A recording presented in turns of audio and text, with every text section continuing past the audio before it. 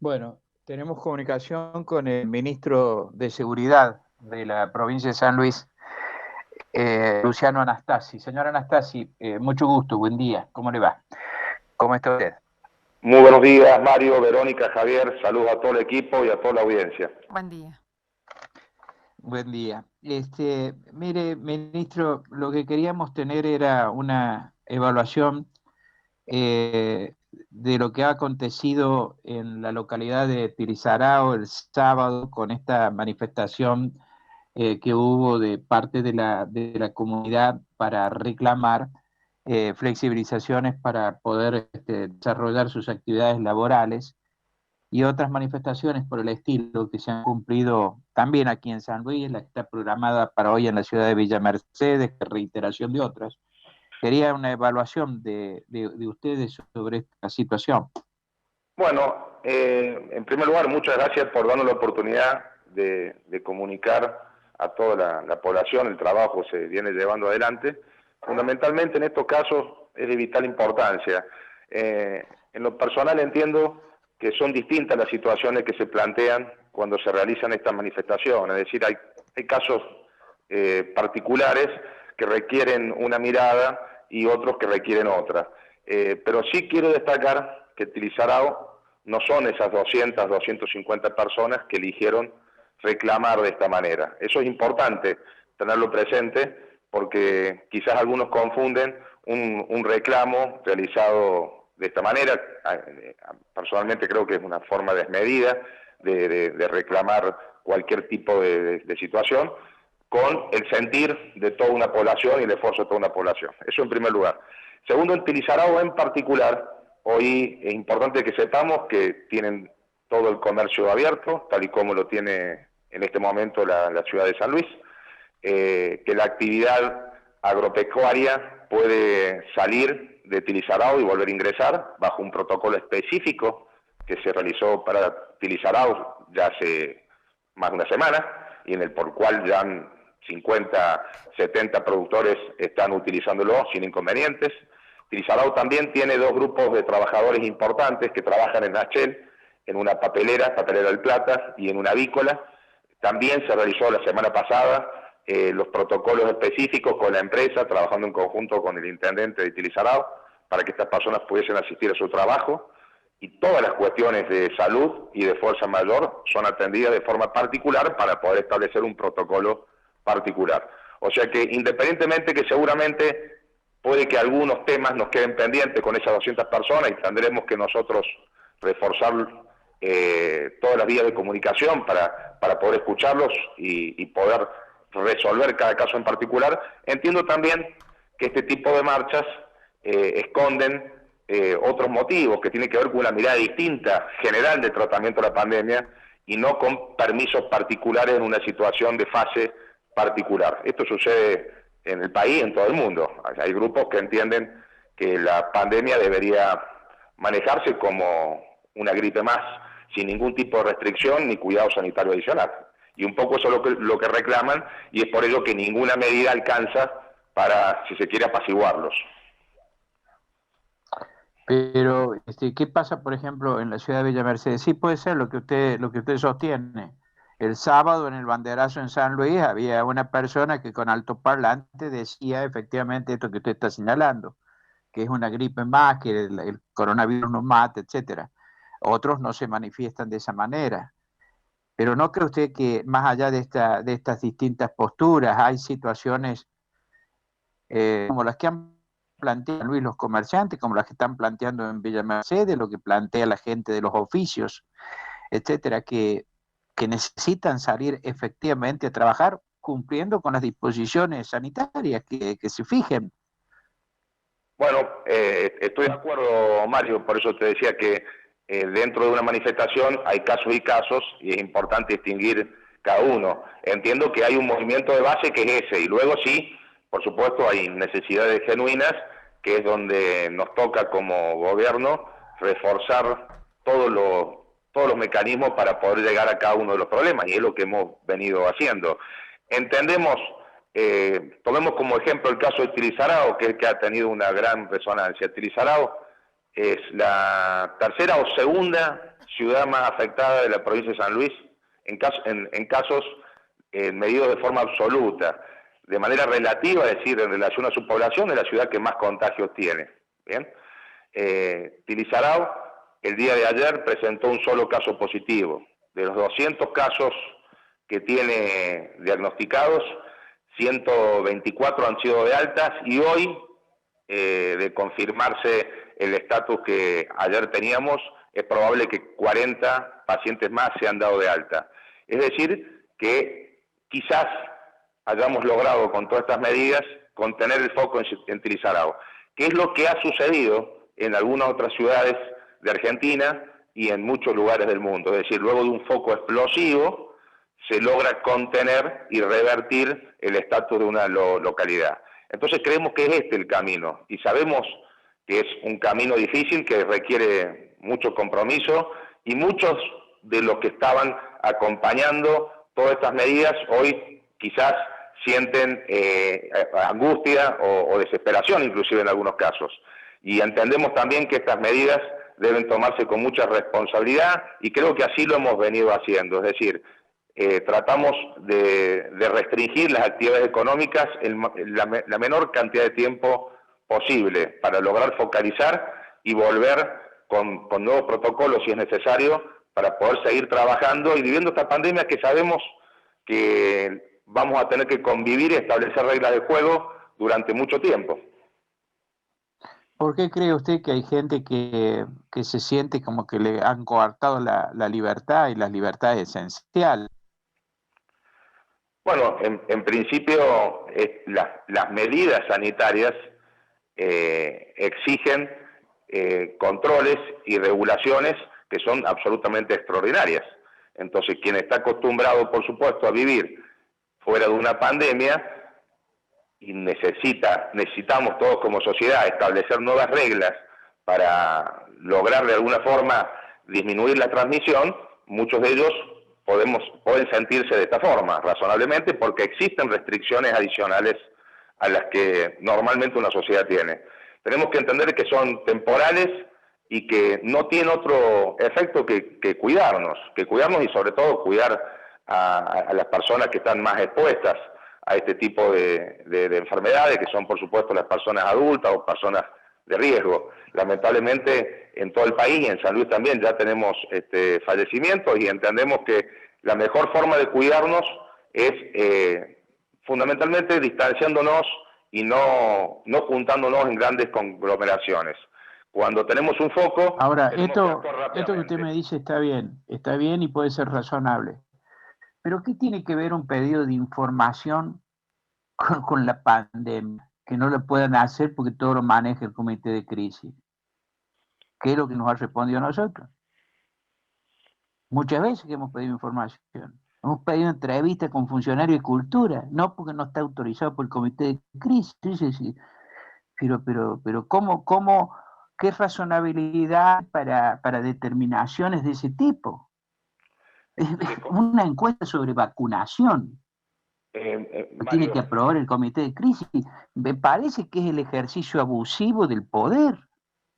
Mario, creo que por ahí, digamos, no quiero plantear una discusión con lo que me estás comentando porque no tengo conocimiento. Sí te puedo confirmar que el comité de crisis en absoluto resuelve todas las actividades que el gobierno lleva adelante y mucho menos cuestiones que nunca resolvió. Y en cuanto a una entrevista, aquí me tenés conversando contigo, con un contacto que se realiza habitualmente con gobierno, y te puedo informar todo lo que esté a mi alcance desde mi cartera, por supuesto. Y entiendo que estamos trabajando de esa forma todo el gobierno, el equipo de salud, a quien se le puede consultar cualquier cuestión respecto de su cartera, ha estado permanentemente en radio toda la semana pasada y toda la anterior, la doctora María José Sanglá, que era presidenta del comité de crisis, Graciela, todo el equipo, la ministra de Salud inclusive, han hecho conferencias abiertas. Entiendo que tenemos una predisposición para comunicar todo lo que concierne a cada una de las carteras, por supuesto que para eso estamos. Bueno, ¿cuál es la situación en la fuerza policial con la cantidad de efectivos que han contraído la enfermedad y cómo lo están solucionando? Bueno, en lo que se refiere al personal policial, no tiene un tratamiento distinto al que le toca al resto de la población. Sí, por supuesto, son una herramienta, digamos, en esta pandemia para establecer todos los controles, y en ese sentido se encuentran especialmente expuestos, por eso tenemos una especial preocupación con todo el personal de la Fuerza de Seguridad que han trabajado con un compromiso enorme. Cuando tenemos alguna situación de un policía que está en una situación de una enfermedad leve, hoy por hoy se encuentran en aislamiento en lo que es el Instituto de Educación Superior, donde la policía se ha formado, dependiente del Ministerio de Educación, que es un lugar en donde ellos se sienten cómodos, que tienen todas las comodidades para permanecer allí, que les es absolutamente, digamos, familiar. Tratamos de reforzar todas las semanas lo que tiene que ver con la capacitación, con los cuidados que ellos tienen que tener en su trabajo, pero evidentemente situaciones, por ejemplo, como la de Tilizarau, ponen al personal en riesgo. Cuando tenemos 200 personas cuerpo a cuerpo, sin respetar la distancia social, la mayoría de ellos sin barbijos, este tipo de exposiciones, o la exposición también, por supuesto, en puntos limítrofes, en donde personas quizás vienen contagiadas sin saberlo, y quizás tampoco cumplen con los protocolos al acercarse, hay que indicarle que se coloque el barbijo cuando baja la ventanilla, es decir, están en un grado de exposición importante como el sistema de salud, esto ha pasado en todo el mundo. Así que el tratamiento es cuidarlos con mucho amor, y gracias a Dios a la fecha no hemos tenido ninguna situación grave con ningún policía. Ministro, buen día. Quería consultarle con relación a los controles que realiza la fuerza policial. Bueno, en estas instancias que hemos tenido que volver a fase 1, no solamente aquí en Ciudad de San Luis, si bien ahora está más flexibilizado, pero también Villa Mercedes, donde se ve que, por ejemplo, hay control policial, pero lo más profundo que hay es en el centro de la ciudad. Entonces, hacia las periferias hay un incumplimiento quizás de las disposiciones que se han visto dentro de lo que es la fase 1, que no están controladas como fue en el mes de marzo recién comenzado el aislamiento. Bueno, creo que son etapas distintas, y esto es un poco recién lo que hablamos con Mario, es decir, estamos en un momento que también depende de cada uno de nosotros, ¿verdad? Esta situación se ha extendido y sabemos que se va a extender, y tenemos que acostumbrarnos a vivir con nuevas reglas. Y estas nuevas reglas tenemos que pautarlas entre todos, que creo que es lo que estamos haciendo. Lo que vos me indicás es real, pero recordemos también que el trabajo que se ha hecho de control fundamentalmente ha tenido que ver, en etapas, digamos, que han sido quizá un poco más duras, ha tenido que ver también con una función de concientización de la sociedad, ¿bien? Y entendemos que ya en este punto, en el mes de septiembre, entiendo que la comunidad ya ha tomado esta debida nota de la situación en la que estamos viviendo y que acompaña las medidas. Y bueno, y nos toca trabajar sobre los casos puntuales y llevarlos adelante de la mejor forma posible. Insisto, esto no es un tema policial, es un tema sanitario en donde cada uno de nosotros deberíamos preocuparnos por nuestros seres queridos, por nuestros familiares, por nuestros amigos y por supuesto por el resto de la población.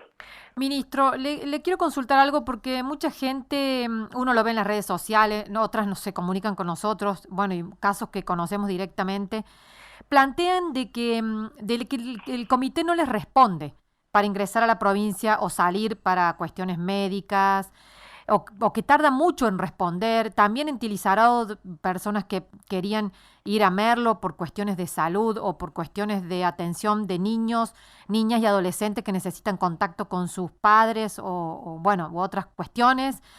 ¿No cree que eso es caldo de cultivo por ahí para que se produzcan estas protestas, estas movilizaciones? Mire, yo le vuelvo a repetir, podemos tener casos en particular en donde el Estado haya llegado a destiempo, no haya tenido la velocidad adecuada para responder una inquietud. Sí, estamos de acuerdo, porque esto claramente pudo haber sucedido. Ahora, en términos generales, funciona perfectamente el sistema de ingreso y egreso a la provincia. Lo que sí ocurre es que gente que se le deniega el permiso presenta quejas. gente que habiéndosele denegado el permiso, se presenta al puesto igual y tenemos una situación de presión en donde quieren manifestar un abandono de persona cuando había una comunicación y un diálogo claro y se habían pedido el cumplimiento de determinado protocolo que la persona elige no cumplir. Y luego esa persona expone su situación como una desatención del gobierno de San Luis o como una no respuesta, y eso no es lo que sucede. En términos generales, salvo sacando casos particulares, el sistema funciona y funciona desde marzo. Es decir, ya está absolutamente aceitado, los protocolos están establecidos. Usted mañana necesita salir a la provincia de Córdoba por una cuestión de salud y realiza la presentación, adjunta por supuesto los comprobantes médicos correspondientes, se le autoriza y el regreso bajo protocolo se produce, no se hace ninguna autorización de egreso sin por supuesto contemplarse el futuro ingreso. Todos los días ingresan a San Luis productores agropecuarios bajo protocolo. Esto es lo que es importante, que tenemos que separar lo que es el reclamo más allá de lo que el gobierno ha puesto sobre la mesa y el diálogo que ha establecido y los acuerdos a los que ha llegado. Ustedes recuerdan que la semana pasada teníamos dos reclamos agropecuarios, uno del sector de Córdoba y otro del sector de Mendoza, y en ese momento ya había un protocolo de ingreso agropecuario por el cual habían ingresado más de 700 agropecuarios. Plantearon problemáticas con ese protocolo, el Ministerio de Producción se sentó, conversó, llegaron a un acuerdo satisfactorio, y cuando digo satisfactorio entiéndase, un acuerdo que le permitía a la actividad agropecuaria operar con mayor comodidad y al gobierno garantizar la situación sanitaria, de eso se trata. Se llegó a ese acuerdo y hoy, luego de firmar ese acuerdo, Mendoza sigue reclamando, porque ellos, por ejemplo, no quieren ingresar con PCR. Esa es la situación de Mendoza, es muy sencilla. Mendoza, los productores que viven en Mendoza, que tienen campo en San Luis, no admiten que se les pida un estudio PCR para entrar a la provincia. Ellos quieren un test rápido. Y entonces, en términos científicos, son dos cuestiones totalmente distintas que garantizan dos situaciones totalmente distintas, con lo cual esa situación no ha sido aprobada y los productores plantean que ellos no pueden entrar a la provincia de San Luis. No es que no pueden entrar, tienen un protocolo para hacerlo, ingresan productores agropecuarios todos los días. No pueden entrar quizás de la forma que ellos pretenden hacerlo. Entonces esa es la situación, en muchos de los casos, detrás de una queja. Ministro, más allá de todo lo que se está realizando en materia de coronavirus, que es lo que nos está centrando en toda esta etapa, todo este año, se ha visto, uno ve todos los días un incremento quizás en los casos de inseguridad que hay en la provincia. Quería preguntarle si ustedes han realizado un análisis, si ha crecido el índice de inseguridad y qué políticas están implementando para combatir. No, el índice no ha crecido, inclusive ha sido informada toda la estadística en la Cámara de Diputados y en la Cámara de Senadores, en los informes que ha brindado la señora jefa de gabinete, Natalia Saula Chacur, no solo en cuanto a denuncias efectivamente realizadas, sino también a llamados de emergencia, al 911, que es otro indicador importante, digamos, a los fines de establecer la evolución del delito en cualquier lugar hoy del mundo. Y no han aumentado. Creemos también que hay que seguir trabajando, por supuesto, en materia de seguridad. Lo que nos ha pasado a todos los estados es que esta coyuntura de COVID ha atrasado muchos de los trabajos de corto, mediano y largo plazo que se hubiesen llevado a cabo si no se hubiese presentado esta situación. De todas formas, en el Ministerio de Seguridad estamos trabajando en lo que es el futuro plan de capacitación permanente de la Fuerza de Seguridad. Estamos, por supuesto, adelantando en todo lo que tenía que ver con las reformas que se anunciaron en su momento, de lo que tenía que ver con la mirada de una nueva policía para la provincia de San Luis, en lo que es la ley orgánica, en lo que son todas las relaciones de trabajo, de horario, de capacitación, todas las condiciones que hoy un agente tiene, tratando de buscar el punto de equilibrio en donde el policía se sienta orgulloso de serlo y el Estado también lo sienta en el mejor punto de optimización en cuanto a lo que necesita del sistema de seguridad. Creemos que tenemos como Estado y como policía un montón de puntos en común para jerarquizar la fuerza y darle una mayor utilidad para la provincia de San Luis.